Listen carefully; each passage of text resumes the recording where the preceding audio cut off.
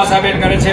હું આશાબેનને વિનંતી કરીશ, આવો અમારી આ નારી શક્તિને જોશ અને જુસ્સા સાથે આપ અમને માર્ગદર્શન નારી શક્તિને આપશે.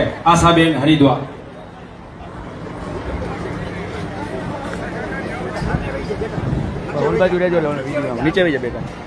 આપણે ખેડૂત તો છે જ, પણ આપણે પેલા ભગવાનને યાદ કરીએ કે હું 6 ભાઈ છે ને, 6 ભાઈ ઉપવાસ આંદોલનમાં બેઠા છે. એમના માટે હનુમાનજી દાદા, કષ્ટભંજન દાદા લાવી છું. એટલે આપણે એમને પેલા ભેટ અર્પણ કરી, કેમ કે દાદાની ગદા ફરશે ને એટલે બધા સીધા થઈ જશે.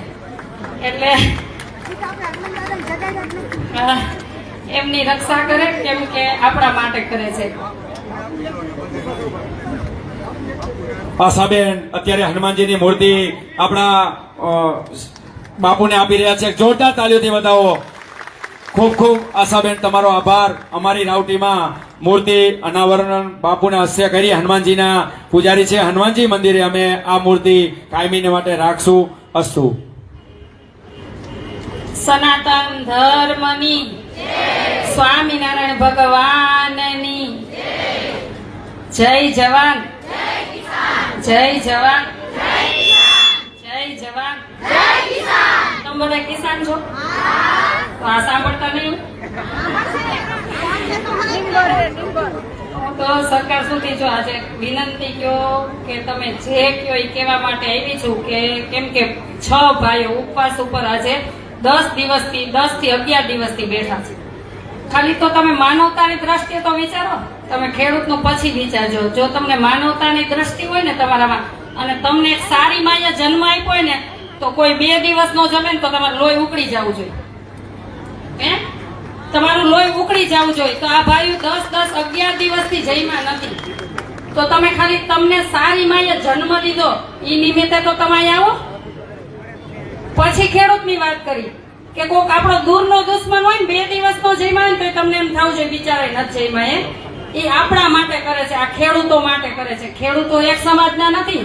આપણે જય સરદાર આપણે નારા લગાવી છે ને, સબકા સરદાર છે, બધાના સરદાર છે. બધા ખેડૂતો બધી જ્ઞાતિમાં હશે ને. આ ઘણા છે ને નો સમજવું હોય ને, નો નોલેજ હોય ને, એવું કરી નાખે છે કે આ તો પાટીદાર છે, ઈ જ ખેડૂત છે, એનું આંદોલન છે. એટલે એક સ્પષ્ટતા પેલા એ કરું છું કે સબકા સરદાર, આપણે જય બોલી ને, સબકા સરદાર, અને બધા જ્ઞાતિના ખેડૂતો છે. એવું નથી પટેલના જ છે. એટલે આ તમારી જાડી ચામડી હોય ને તો ખાલી થોડીક પતલી કરો, થોડીક તમારી ચામડી પતલી કરો. અને આ તમે મોદી સાહેબ ને એમ કહો, અંબાણી ને અદાણી ને બધાને તમે તમે ગુજરાત, એક તો પેલા એમ કહો કે તમે ગુજરાતના છો ને ગાદીએ બેઠા છો ને, એટલે બહુ ગર્વાઈ થાય છે કે ગમે એમ તો આપણો ગુજરાતી ને આપણને ગર્વ થાય છે કે નહીં મોદી સાહેબ ઉપર? તો પછી તમારા બહેનો સાંભળવું ન પડે? તો હું તો એટલી વિનંતી કરવા આવી છું કે અમારા ખેડૂતના જે પ્રશ્ન છે ને થાંભલાના, એ પ્રશ્ન એક સોલ્વ કરી દેજો. અને બીજા બધા પ્રશ્ન છે. આપણે કેટલા ભાઈ? 4 મુદ્દા છે. 4 મુદ્દા લઈને બેઠા છે. એ તમારે અમને સિક્કા મારીને ને ભાઈ સાથે વાત કરી, એવું જ છે ને? એ બધું તમારે કમ્પ્લીટ કરીને આપવાનું. ત્યારે આ ભાઈઓ તો માનશે, પણ આ બહેનો ત્યારે માનશે ને. આ બહેનો ત્યાં સુધી માનવાના નથી.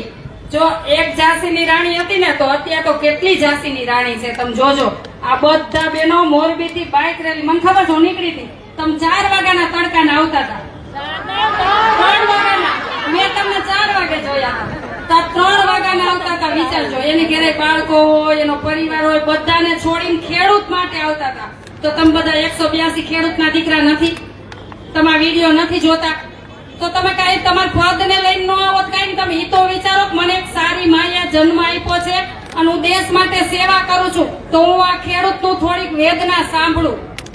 આટલું તો વિચારો. ગધા નો વિચારો કઈ નહીં. ઈ વિચારી અને જે ભાઈઓ મુદ્દા લઈને બેઠા છે એનું સમાધાન કાઢો. નારી શક્તિને જગવો નહીં. હું એમ કહું છું, આ નારી શક્તિ જાગી ગઈ ને તો બહુ તકલીફ પડશે. દોડતા નહીં આવડે. અને હવે એવું જ થવાનું છે. આપણે ઘરે ભલે બાળકો હોય, આપણા પરિવાર ભલે હોય, પણ આપણી જમીનમાં પગ મૂકે તો આપણું લોહી તો ઉકળે ને. હું એમ કહું છું, બધી પોલિટિક પાર્ટીને કહું છું, હાલો બધી પોલિટિક પાર્ટીને, અને જેની સરકાર છે એને જ લાગુ પડે કે તમે બધે તમારી ઓફિસો બનાવીને બેઠા છો, એક એક થાંભલો ન્યા જ મૂકી દ્યો. આ પ્રશ્ન સોલ્વ થાય. એક રેખાબેન એક એકવાડિયા આવો ને, આપણે બે બોલી તો વધારે ફેર પડે. આપો માઈક, આપો બેન ને. તો આ સામાન્ય નોલેજ છે. મને ભાઈઓએ કીધું રણમાંથી થાંભલા લઈ જાય ને તો કોઈની જમીન કાંઈ પ્રોબ્લેમ થાય એવો નથી. તો તમે ઈ કરો ને ભાઈ, સીધી રીતના વ્યવસ્થિત રીતે બધું સીધી રીતના અને વ્યવસ્થિત રીતે બધો ઉકેલ આવે એવો નિર્ણય લાવો. જો આ નારી શક્તિ જાગી ગઈ તો બહુ મોંઘું પડશે. અને અમારે એક બેન તો તલવાર લઈને રસ્તામાં જ મેં જોયા. ત્યારનું એમ થતું હતું કે આ બધાય તલવાર ઉપાડશે તો થાશે શું? પતન પતન સાદાનું પતન થશે. એટલે તમે નારી શક્તિને ન જાગો અને આ લોકો ન જાગે તો આપણે નારી શક્તિ પાર્ટી બનાવી છે ને, બનાવી છે ને. આપણે ઘેરે ઘેરે માંગવા જાશું હો તમતા. જો આ કાયદો એવું છે, તમને ન ખબર હોય ને તો કાયદો એવું છે કે એક બધા ગામડામાંથી આપણે એક એક વ્યક્તિ સહી કરી દઈ. જેમ જાજુ જૂથ થઈ જાય ને તો મુખ્યમંત્રીની ગાદી મૂકવી પડે હો. આ કાયદો છે. એટલે અમે કાયદા ભણીને બેઠા છીએ. એમનો ભલે ને અમે 10 ભણ્યા છે પણ અમારા માવતરે કોઠા ઉજ બહુ આપી. કોઠા ઉજ બહુ આપી છે એટલે અમે બધું જાણી છીએ. પણ આપણને એમ થાય કે તમે અમારા ગુજરાતના છો અને ગાદીએ બેઠા છો એટલે બહુ આનંદ થાય છે. જો તમારે ગાદી ટકાવી હોય અને તમારા 182 ને સમજાવો કે અહીંયા આવે અને સરસ નિકાલ કરે અને ખેડૂતના હકમાં નિર્ણય આપે. તમે વિચારજો, ખાલી તમને સામાન્ય નોલેજ આપું કે તમે ગાંધીનગરની ઓફિસમાં તમને આ બધાએ ચૂંટીને કોને મોકલ્યો? મત તમે મત આપ્યા ને? જો આ બધાય મત આપ્યા, મત આપી અને તમને ઓફિસમાં બેસો, તમારી પાછળ બબે ગનવાળા ને પાછળ અમારે તમને સાહેબ કરવા. હે આપણે સાહેબ નો કહેવાય ને, આપણે ટેક્સ ભરી આપણા નોકર છે. 2 વાર કહેવાનું આપણા માન માટે, 2 વાર કહેવાનું માન માટે સાહેબ. કેમ કે અમે મર્યાદા આપી, અમારા મા બાપે શીખવાડ્યું. અમે ખેડૂતના દીકરા છીએ તો અમારે ધરતીમાં અમારી મા બધાએ અમને શીખવાડ્યું, ગામમાંથી વડીલોએ બધા પણ શીખવાડ્યું. એટલે અમે તમને માન આપી, સાહેબ સાહેબ કરી. તો સાહેબ તો ચણેલ ઝાડવે ચડી જાય એને દેવેત વધારે. કોના? આપણા ટેક્સના પૈસે, એના બધાને પગાર આપીને આપણા ટેક્સના પૈસે જાય છે. કોના પૈસે? તમે લાઇટ બિલ ભરો છો, જીએસટી બધું ભરી છે ને. મને ખબર છે, હું બોલું છું ને, કાલ મને આવશે પ્રેશર, મને ખબર જ છે. ભલે લઈ જાય. હું જો સરકારને ન્યા સુધી કહું છું કે તમારા થાંભલા બધાય મારો અત્યારે આશ્રમ છે ને એ હું તમને ખાલી કરી દઉં. જો આ ખેડૂતની જમીન બચી જતી હોય તો એમાં થાંભલા નાખ્યો. હું એક શબ્દ ન બોલું, જગ્યા છોડીને નીકળી જઈશ. પણ બિચારાને કોઈને 2 વીઘા છે, 1 વીઘો છે, કોઈને 5 વીઘા છે, એના રોટલા તો ખાવા દ્યો, રોટલા તો ખાવા દ્યો. કઈ તમારે જેમ એસી ઓફિસમાં નથી બેવું ને એની પાછળ 2 બંદૂકવાળા નથી ફરતા. એ મહેનત કરીને ખાય છે.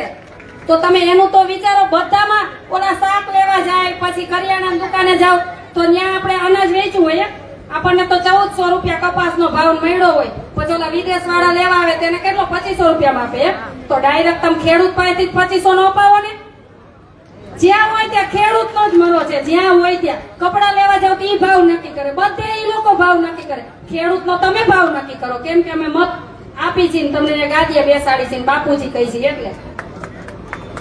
એટલે હવે આ બાપુજી તમે થોડીક આંખું બધા ખોલજો. આમ ખોલવા આવ્યા નહીં ખોલો તો આ જેતપુરની બહેનો છે, મોરબીની બહેનો છે, હું તો આખા ગુજરાતની બહેનોને કહું છું જાગજો.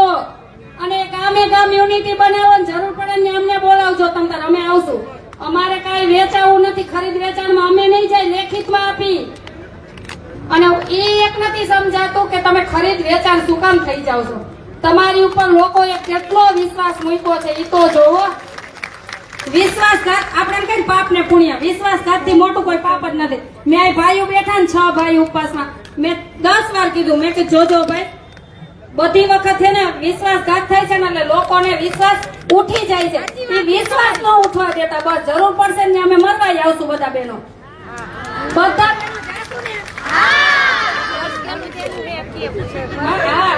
ભાઈઓ. જો અમારે અમૃતિયા ભાઈ, એના ભાઈની સામે વિચારો, ભાઈની સામે પડવું એટલે બહુ હિંમત કહેવાય. તો એ એમ કે છે માથું દઈ દેશું પણ આમ બદલશું નહીં. રેખાબેન શું કેશો? પાર્ટી બનાવીને અમે લોકો આ લાલ ચુંદડી અમે એટલે નથી ઓળખી આપણે લોકોએ. કફન હારે હલ્દી અને કુમકુમનું તિલક મેં તમને એટલે નતું લગાવ્યું કે હલ્દી આપણે હલ્દી લગાવીને કુમકુમ કરીને આ લાલ ચુંદડી ઓઢીને આવ્યા છીએ. કફન હારે લઈને નીકળવાનું છે. ગાંધીનગર પણ આપણે જવાનું છે. જવું છે ને બધાને?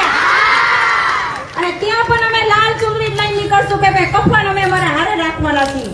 જય જવાન, જય જવાન, જય જવાન.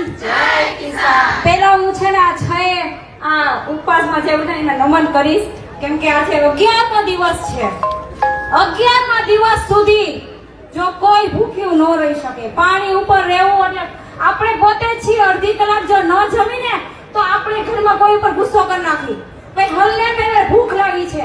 તો આજે આપણા માટે, આપણા જમીનો માટે જો સરકાર કબજે ન, અદાણી જેવો અદાણી કબજે કરી ન લે, એના માટે આપણે લડત આપવાની છે.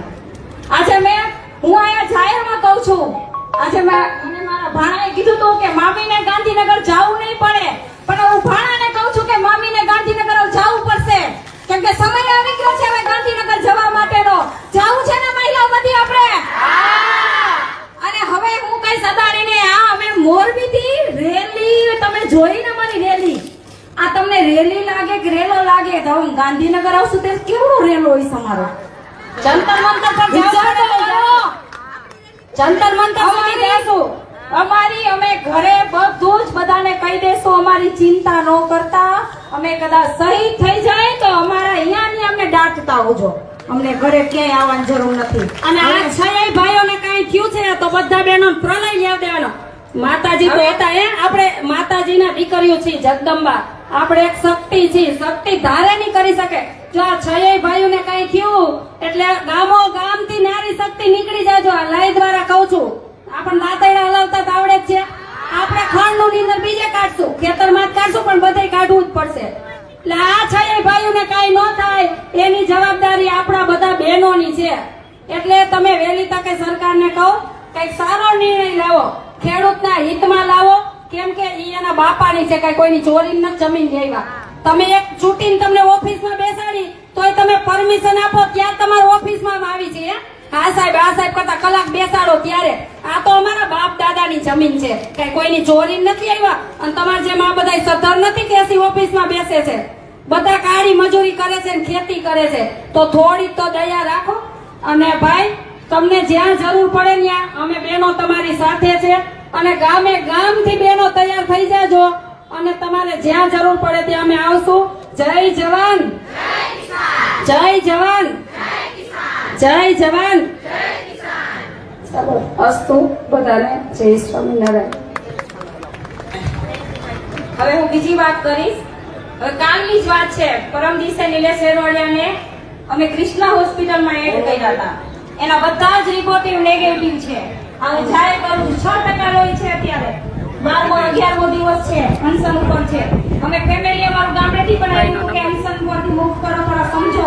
એને ના પાડી દીધી છે. એના આંતરમાં સોજો આવી ગયા છે. કિડની ઉપર સોજો આવી ગયો છે. તો એ અનશન ઉપરથી ઉગતા નથી. તો આ બેરી સરકારને જવાબ આપવો પડશે કે નહીં આપવો પડે? તો આજે મેહુલભાઈ પણ મારા પર હોસ્પિટલ રાઈટ થઈ જાય છે ઘણીવાર. એ પણ જાય છે. એટલે આપણે અત્યારે આપણી જમીનની સાથે સાથે આ ભાઈઓની હારે પણ ઊભું રહેવાનું છે. અને જે સરકાર પાસે જે આપણી માંગો છે, અમને પરિપત્ર આપે, લખાણ આપે, ત્યારે જ અમારે ત્યાં જવાનું છે. અમને ભૂપેન્દ્ર દાદાને કહેવાનું છે કે તમે તમારા હસ્તકથી તમારો પરિપત્ર અમને તેડવો આવશે ત્યારે અમે આવશું. કોઈ વચ્ચેથી અમને ન જોઈ, વચ્ચેથી અહીંયા આવીને લોલીપોપ આપે તો અમને લોલીપોપ નથી જોતો. હવે આવો એટલે અમને એવું લાગે છે કે અહીંયા આટા મારવા માંડ્યા છે લોલીપોપ આપવા